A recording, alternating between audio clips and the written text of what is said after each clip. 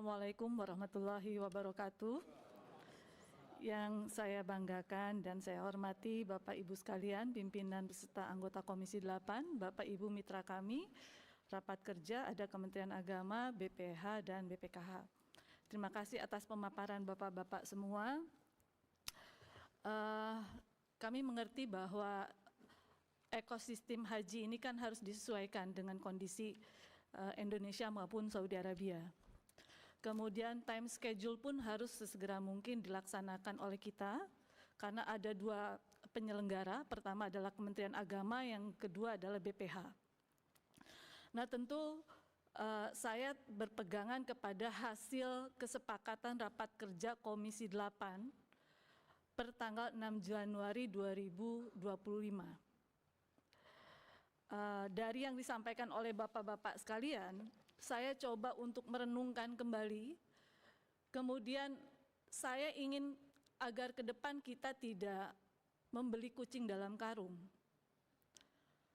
Apa yang sudah kita sepakati terkait dengan BP 89.210.258 rupiah, BPIH ya, kemudian BP-nya 55.431.750 rupiah. Itu sudah menjadi kesepakatan. Di dalam proses pembahasan, kami berulang kali meminta kepada Bapak-Bapak sekalian agar komponen-komponen penentunya ini dibahas dan dibuka secara transparan. Dan dikeluarkannya Kepres nomor 6 tahun 2024 yang kemudian menyisir tentang biaya penyelenggaraan ibadah haji, saya akui bahwa hampir semua embarkasi turun. Tetapi kalau kita berbicara BP, biaya perjalanan ibadah haji, yang menjadi tanggung jawab, menjadi kewajiban para jamaah, ada 7 embarkasi yang angkanya naik. Padahal kita sampaikan kepada para jamaah itu tidak ada kenaikan. Yang paling saya catat di sini yang paling besar justru adanya di embarkasi Banjarmasin dan Balikpapan. Naiknya itu sebesar yang Banjarmasin sekitar 5,07%, atau dari 56 juta menjadi 59 juta. Kemudian dari Balikpapan naiknya 1,28%,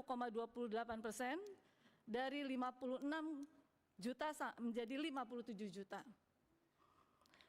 Pertanyaan saya, karena kita sedang membuat panja perubahan 2 undang-undang, maka ke depan seharusnya yang menjadi beban jamaah itu tidak harus ada perbedaan. Sehingga komponen inilah yang menurut saya harus dirubah kaitan dengan BP yang menjadi tanggung jawab para jamaah. Di situ dijelaskan komponennya, pertama adalah penerbangan. Yang kedua adalah sebagian akomodasi Madinah. Yang ketiga sebagian akomodasi Mekah, dan yang terakhir living cost. Visa sudah tidak masuk karena masuk di Masair. Nah, kalau ini dikaitkan dengan penerbangan, Ibu Bapak sekalian, penerbangan itu semuanya dibebankan kepada jamaah. Dan ini akan menyebabkan kesulitan untuk tiap jamaah. Apakah tidak sebaiknya buat ke depan, saya sarankan kepada Kementerian Agama maupun BPH, komponen itu yang terutama penerbangan, sebagian jamaah, sebagian lagi dari nilai manfaat. Agar komponen BP dari Aceh sampai dengan Papua, semuanya sama. Yang berbedanya dimasukkan ke nilai manfaat. Itu yang pertama. Yang berikutnya menjadi catatan saya kaitan dengan SAR. Kita sudah menetapkan di tanggal 6 Januari itu, SAR itu sebesar 4.266, dolar sekitar 16.000 rupiah. Hari ini dolar itu udah di atas 16.045, kemarin sampai 16.575. Artinya, kalau kita berbicara ini, maka ini akan menggerus terhadap nilai manfaat. Maksud saya begini, Ibu Bapak sekalian, kekurangan SAR ini akan dibayar di mana? Dibayarnya kan di terakhir. kalau ada efisiensi atau misalnya menjadi biaya operasional. Maka saya selalu bilang di kesimpulan terakhir itu, jangan dibebankan kepada efisiensi. Kalau kita bebankan kepada efisiensi, artinya kita melakukan perencanaan yang tidak matang. Bikin penyelenggaraan ibadah haji tetapi sudah dihitung efisiensinya. Bagaimana dengan pelayanannya nanti? Nah, ini yang menjadi beban saya, karena nanti akan berkorelasi dengan keuangan yang ada di BPKH. Ibu bapak sekalian yang saya banggakan, di luar itu semua, saya menyadari apa yang disampaikan oleh Pak Menteri maupun dari BPH sudah memberikan gambaran kepada kami, termasuk tentang mitigasi. Mitigasi haji ini saya coba simpulkan dari yang disampaikan Menteri Agama ada 4, kemudian yang dari isu aktual yang disampaikan oleh BPH juga disampaikan kepada kita, ini sangat berkorelasi. Kaitan dengan skema pergerakan Armusna. Jangan sampai tadi kejadian yang pernah berlangsung pada tahun 2023 terulang kembali, karena tidak mudah. Skemanya ada 4. Ada reguler, murur, murur tanajul, dan tanajul ke Mina. Sementara tadi disampaikan yang oleh BPH bahwa kalaupun tanazul, kemungkinan crowded-nya sangat besar. Bis tidak bisa masuk, bagaimana kita bisa menggerakkan jamaah? Nah, maksud saya mitigasi ini harus betul-betul dipikirkan secara matang oleh Kementerian Agama, karena yang nantinya menjadi tersiksa itu adalah para jamaah. Tidak mudah untuk melakukan itu semua.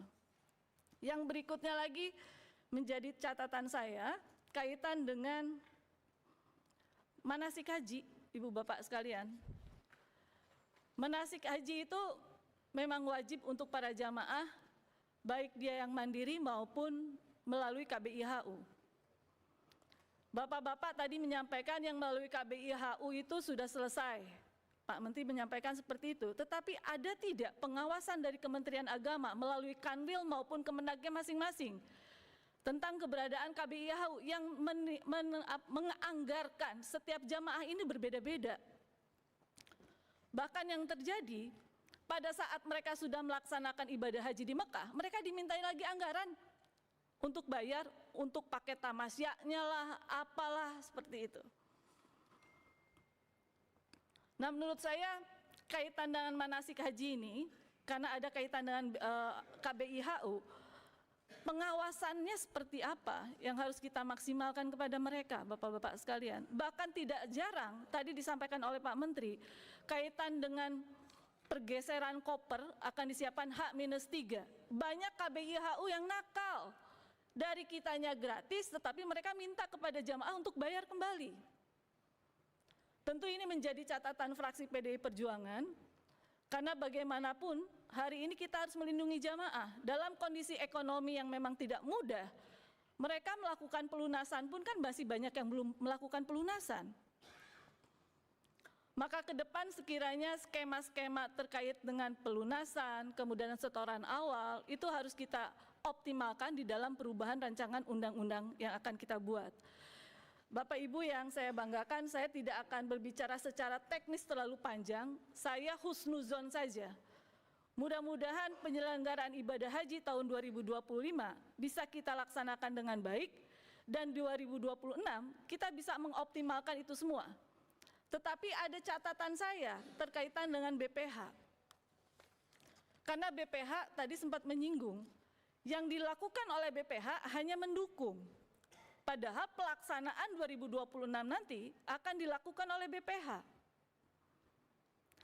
Kemudian BPH menyampaikan bahwa sudah membuat regulasi-regulasi yang menurut saya regulasi ini juga menjadi pertanyaan saya.